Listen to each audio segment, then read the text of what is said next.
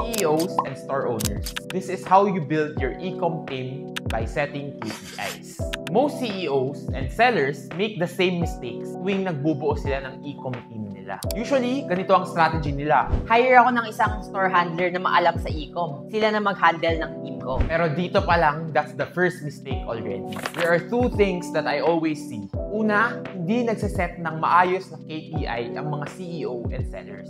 Hire lang sila ng tao, hoping na sila yung magmamagically increase ng sales. And pangalawa, umamin ka kung ikaw to. Mag-hire sila and yung KPI ng tao na i-hire nila is to increase the sales. And let me be honest with you, this is truly one of the worst ways that you can measure performance. Bakit? Simple lang. Kasi sales is not directly controlled by one person. There are so many factors. Ads, platform algorithm, seasonality of your items, competition, demand, and a lot more. So kung sales lang ang metric mo, lagi kang frustrated and pressured. At ang tao mo, nauuwi sa burnout or frustration. Now, bakit nga ba ako nagsasabi nito? Kasi I personally have been through it. Right now, sa e-com team ko, I handle over 25 people. They are only dedicated for e-com backend. Meaning, mga ads, mga affiliate, mga vouchers. Iba pa yung mga nagpapack. Kasi if you count that, I have over hundreds of employees. Kaya when I say I see the mistakes that CEOs and sellers make, I speak from experience. And in this video, I'm going to give you the exact roadmap kung paano ka ba dapat mag-set ng KPI the right way. Para hindi ka lang basta nag-hire, nagbabayad ng sahod, pinapagalitan ang empleyado, but you're actually achieving the goals that you set. Your employees are actually performing towards the goal that you give them. Hindi yung basta sales lang. Because sales is uncontrollable. Kahit ikaw, hindi mo makokontrol yan. Paano pa makokontrol yan ng empleyado mo? The key is giving them tasks. And in the next part, i-explain ko yan. As the owner, ikaw dapat ang nakakaintindi at nagsiset ng mga KPI. So ano nga ba yung KPI? KPI stands for Key Performance Indicator. Ito yung basihan mo kung na-execute ba ng tao ang mga tasks na binigay mo sa kanila. This is a small step towards achieving your big goal. Okay? And as owners, kailangan maintindihan mo that KPI are based on two things, input at output. When we're talking about output, ito yung measurable result na directly connected sa e-com equation, which is sales is equals to page views times conversion rate times AOV. And ito ang foundation ng growth na gusto mo. Kasi isipin mo, kahit gaano ka kagaling sa marketing, kung hindi tataas yung tatlong levers na sinabi ko, at the end of the day, hindi rin aangat ang sales mo. So every week or month, tanungin mo dapat ang sarili mo, tumaas ba ang page views ko? Gumanda ba ang conversion rate ko? Umakyat ba ang average order value ko? Ito yung mga output na dapat binibigay mo as responsibilities to people you hire. You have to increase your page views, conversion rate, and AOV. And pro tip, you cannot just have one person in charge of all three. Kasi super hirap niyan. I promise you, I'm speaking from experience. And if hindi mo pa alam yung tatlong levers na yun, I'll link a video kasi kailangan mong mapanood yan. This is the most fundamental and important aspect kung gusto mo talagang mag-grow into a long and sustainable e-com business. Pero syempre, hindi yan tataas ng pusa. Diyan papasok ang mga inputs. Inputs are the specific. Ito yung mga actionable tasks na ginagawa ng tao mo to influence the output. Halimbawa, the output is mapataas ang conversion rate. Sa input, it's gonna be creating store banners, creating vouchers, creating better offers. Yan ang mga input mo that works towards achieving your output of increasing conversion rate. Now, sabihin naman natin ang output mo is to increase page views. Ang mga input na to is run ads, affiliate, post mga organic videos, or SEO optimization. Those are your input. At kung output mo naman is average order value, dito na papasok ang mga upselling input, which are bundles, add-on deals, vouchers, free gifts, at sobrang dami pang iba. Lahat ng na-mention ko, there are strategic ways to implement it. So be sure to check the link in my description kung saan tinakil ko yun step by step. I also have a lot of similar videos in my channel, so be sure to watch that next. So ito yung big picture, guys. Output shows you kung effective ba ang strategy na ginagawa mo. Pero input tells you kung saan ka dapat nag-focus araw-araw. Kung wala kang malinaw na input, hindi din gagalaw ang output mo. And And kung walang movement sa output, hindi magbabago ang sales mo. Sobrang simple lang, di ba? Pero once you understand and implement this, sobrang powerful nito. If your team can focus on those mini goals, hindi na siya nakakatakot. Kasi instead of thinking, paano ko ba madodoble ang sales ng store na to this year? You just break it down to smaller steps and smaller wins. Like paano kung every month mapataas ko lang ng 10% yung page views ko? O kaya mapaganda ko yung conversion rate from 2 to 2.5. Or madagdagan ko lang ng 20 pesos yung 200 na average order value ng store. On their own, maliit lang and achievable yung mga improvements na yan. Pero pag pinagsama-sama mo yan lahat, small consistent wins and improvement, they multiply into something bigger. Ang tawag dito is the compounding effect. Parang snowball lang na gumugulong pababa ng bundok. Maliit lang yan sa una, halos hindi mo mararamdaman. Pero habang gumugulong, kumakapal, bumibigat at humahataw ng mas mabilis. Or think of it like a flywheel. In the beginning, sobrang hirap paikutin. Halos hindi mo maramdaman. You push and push, parang walang progress. Pero once it gains momentum, kahit konting tulak lang yan, umiikot yan mag-isa and creates unstoppable energy. So this is the lesson I want you to take. Small and consistent wins. Yan ang key to big goals. Don't think of gusto ko ng 10 million sales. Think gusto ko i-improve ang conversion rate ko, gusto kong i-improve ang page views ko, and gusto kong i-increase ang AOV ko. That is the way. Ganun din yan sa e-commerce. And that's how you go from struggling online seller to 7 to 8 figure e-com seller. Hindi dahil sa isang big campaign, but because of small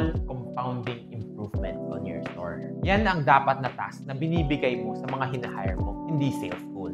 Now, this is the hard truth na kailangan mong marinig, which is the biggest unseen cost of hiring the wrong people or not properly setting KPI. Alam mo ba kung ano yun? It's unrealized potential. Ito yung tinatawag na opportunity cost. I'm sure na-experience mo na yan. You feel na kaya pang taasan ang benta ng store mo, na-improve ang sales mo, na mas mura naman yung mga product mo, pero mas muwebenta yung competitors mo. Alam mo bakit? It's because you don't have the right people, the right team that follows a right KPI. And that's what I'm giving you today. And let me tell you, ito yung pinakamasakit. Kasi hindi mo siya makikita sa accounting books or financial statements. Wala siya sa expense reports mo. Pero deep in your heart, alam mo yan. Nararamdaman mo siya in the form of lost potential and lost growth. Every single month na hindi nag-i-improve ang page views, conversion rate at AOV dahil yan sa walang clear direction ang tao mo. Nawawala yung supposed growth and direction ng store mo. Think of it this way. Kung 1M ang benta mo ngayon, baka dapat 1.5M na yan kung tama ang execution mo. That's 500K of lost growth na hindi mo na makukuha. Lost opportunity is gone forever. And that compounds too. Kasi kung ngayon, 500K ang nawala, next month, baka 600K na. After a year, millions on millions na ang potential na hindi mo na-claim, hindi mo na-realize. Just because hindi align ang team mo with the right KPI. That's why, as CEOs and store owners, hindi ka dapat nag-hire and forget. Hindi pwedeng, Okay, may tao na. Siya na yung bahala.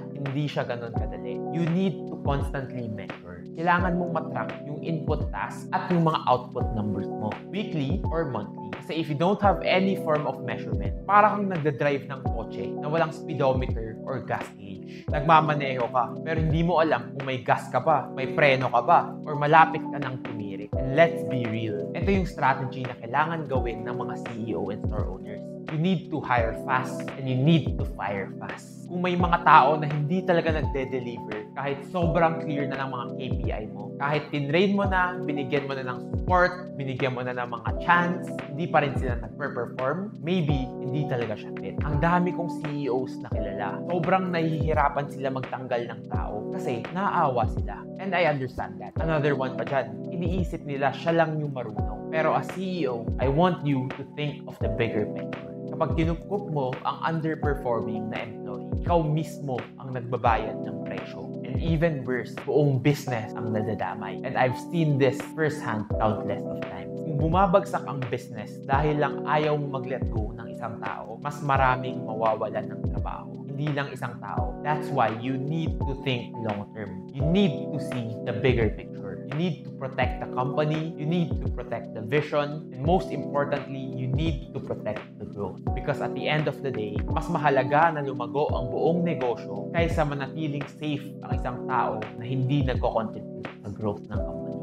And And that is leadership. Making the tough calls that secures the future of your entire team. Pero syempre, hindi dapat puro pressure ang binibigay mo sa team mo. Kasi kung puro demand at pressure lang, madaling masunog at mapagod ang tao. Kaya equally important ang pagbibigay mo ng incentives. You need to reward growth the same way that you push for growth. Dapat meron kang system of recognition and reward. Hindi lang dapat salary. Kasi salary, that is expected. That is the baseline. Pero kung gusto mo mag-level up ang performance ng mga tao mo, kailangan may nakukuha sila if the company excels. And that's how you create a performance-driven culture. Kasi kung base salary lang ang ibibigay mo, base performance lang ang makukuha mo. Make them work for the incentive. Reward growth. For example, sabihin natin na may member ka sa e-com team mo. Tapos yung part ng output nila is to improve the conversion rate. Nung pumasok yung empleyado na yon, the conversion rate of your store is 2%. Pero after 1 quarter, dahil inayos niya ang product page mo, inayos niya yung mga creatives, at gumawa siya ng paraan para magkaroon ng mas maraming review, umakyat yung conversion rate mo from 2 to 3. Now, sa tingin ng iba, maliit lang yung 1% na increase na yun. Pero kung alam mo ang e-commerce equation, alam mo na 50% increase in sales na yung 1% na yan. That's how powerful it is. And that's why you need to understand the e-com equation. Let me give you an example. Sabihin natin dati, 100,000 yung page views mo.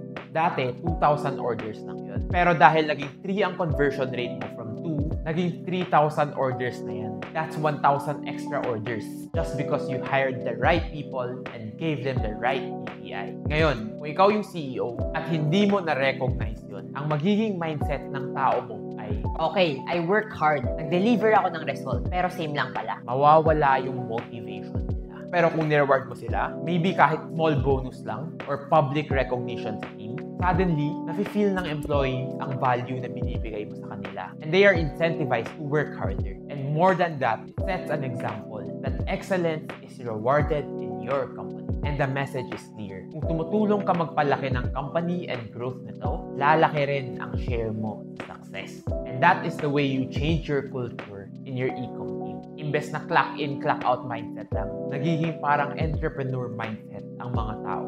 Hindi lang sila nagtatrabaho para matapos ang araw. Nagtatrabaho na sila as if sa kanila na rin ang negosyo mo. They start to innovate, test ideas, find solutions, and continue to learn. Kasi alam nila na every time they grow the output, meron din growth para sa kanila personally. And once na mangyari yun, sobrang game changer, I promise. Kasi hindi ka na lang mag-isa na nagbubuhat ng company having to worry about 10 different things. Magkakaroon ka ng buong team na aligned, motivated, and invested in your growth. That's when e-com businesses stops being stressful for founders kasi hindi na ikaw ang gumagawa ng lahat. Instead, magkakaroon ka ng momentum from people who actually care. And at the end of the day, alam mo na yan. Team is everything pagdating sa e-com. By having a solid system of KPIs and clear inputs and outputs, and motivating your employees properly, scaling from 7 figures to 8 figures in sales stops being guesswork. Nagiging natural na progression na siya. So remember this, kung wala ka man ma-take away sa buong video, ito ang i-take away mo. Never base your KPIs on sales. Sales, yan ang result, hindi yan ang drive. Instead, I want you to focus on inputs and outputs. I-break down mo ang mga malalaking goals mo, smaller, achievable tasks, as i-monitor mo siya consistently. Now, for the next step, in the next video, i-break down ko naman sa'yo kung ano yung exact tasks na dapat ginagawa mo as CEO and ano yung mga tasks na binibigay mo to your employees. Kasi kahit gaano ka-solid ang KPIs mo, kapag mali yung role assignment mo, sasablay pa din ang result. So if you found value sa video na ito, make sure to like, subscribe, and hit the notification bell. And comment below kung gusto mo makakuha ng free KPI template na ginagamit ko personally to grow my team. Ito mismo ang tracker na nakatulong sa amin mag-scale ng hundreds of stores with hundreds of people. You can easily plug this to your store and start tracking the right way. And if you want to watch more videos like this, be sure to check my channel out kasi I have so much more videos similar to this. And as always, keep learning, keep growing, and I'll see you in the next video.